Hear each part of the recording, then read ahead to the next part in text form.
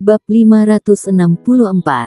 Tapi begitu diabaikan, tetua tiba-tiba menjadi marah, tetapi dia tidak berani menuduhnya, jadi dia hanya bisa menatapnya dengan tegas.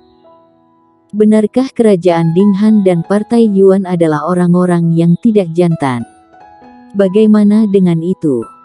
Aku mengizinkanmu 2 lawan 1, bagaimana?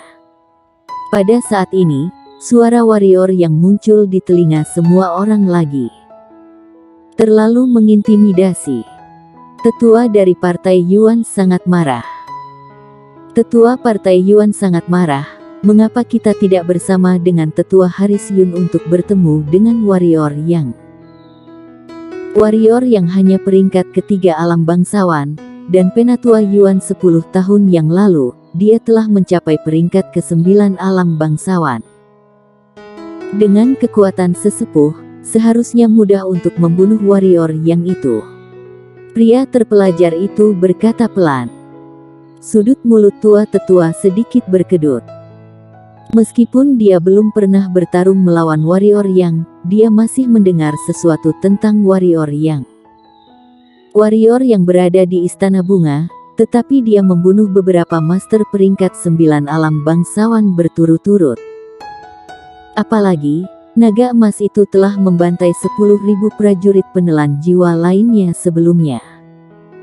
Suruh dia melawan warrior yang dia tahu betul di dalam hatinya bahwa dia tidak bisa menjadi lawan dari warrior yang sama sekali.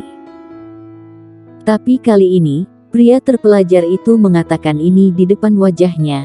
Jika dia tidak pergi, bukankah dia akan merusak gengsi Partai Yuan? Tapi jika pergi, dia mungkin tidak akan bisa kembali.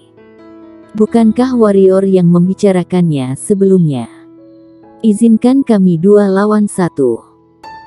Jika demikian, izinkan aku mengirim 1 orang ke Partai Yuan dan 1 orang ke Kerajaan Dinghan, bagaimana? Pada saat ini, sesepuh Partai Yuan lainnya berkata tiba-tiba. Baik. Haris Yun berkata dengan cepat, warrior yang tidak hanya memprovokasi Partai Yuan, tetapi juga Kerajaan Dinghan. Jenderal Zhao adalah jenderal Kerajaan Dinghan. Ada banyak master, bisakah kamu mengirim 1 untuk membunuh warrior yang? Andri Zhao melirik Haris Yun dengan dingin. Tetua sekte ini benar-benar tidak berguna dan gagal. Jika bukan karena situasi keseluruhan, dia benar-benar ingin saling membunuh di tempat. Pada akhirnya aku akan pergi ke warrior yang untuk sementara waktu. Pada saat ini, seorang pria paruh baya berbaju zirah berdiri. Andri Zhao mengerutkan kening, dan kemudian berkata, warrior yang adalah eksistensi yang hampir tak terkalahkan di peringkat yang sama. Bahkan jika kalian berdua bergabung, khawatirnya mereka tidak akan menjadi lawannya. Kamu tidak perlu membuat pengorbanan yang tak kenal takut. Kalau begitu jangan biarkan dia berteriak di luar. Pria berbaju besi itu berkata dengan sungguh-sungguh, biarkan aku dan Tetua Haris Yun mencoba kekuatannya terlebih dahulu. Aku benar-benar tidak bisa mengalahkannya, baru lari. Andri Zhao ragu-ragu, karena Julian Luo mengatakan kepadanya bahwa dia harus berhati-hati dengan warrior yang. Bisa dibayangkan betapa kuatnya warrior yang. Kalau tidak, penguasa manusia tidak akan menganggap orang lain terlalu serius, jadi dia harus hati-hati. Biarkan mereka mencoba kekuatan warrior yang terlebih dahulu. Pada saat ini, pria terpelajar di samping berkata, kita perlu tahu persis seberapa kuat warrior yang, sehingga kita dapat mengenal diri sendiri dan musuh, dan membuat pengaturan dalam pertempuran berikutnya. Dengan kekuatan Penatua Haris Yun dan Jenderal Chico, mereka mungkin tidak dapat mengalahkan warrior yang, tetapi masih mungkin untuk lari. Bahkan jika sudah terlambat, kita semua di sini masih bisa membantumu. Andri Zhao ragu-ragu, lalu mengangguk, dan berkata, kalian berdua, jika kalah, segera keluar, mengerti? Meskipun Julian Luo menyuruhnya untuk berhati-hati dengan warrior yang, akhirnya mereka tidak tahu kekuatan sebenarnya dari warrior yang, seperti yang dikatakan pria terpelajar itu, mereka perlu mengetahui kekuatan sebenarnya dari warrior yang.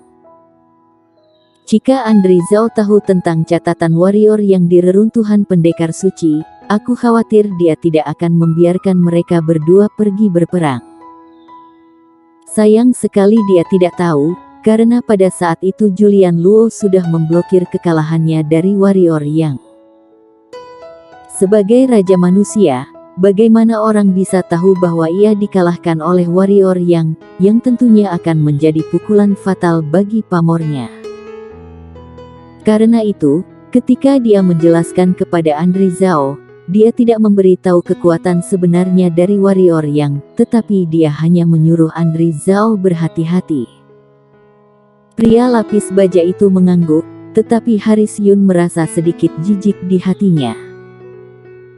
Dia mengakui bahwa dia mungkin kalah dari warrior yang dipilih, tetapi dua master dari master kelas 9 alam bangsawan menghadapinya.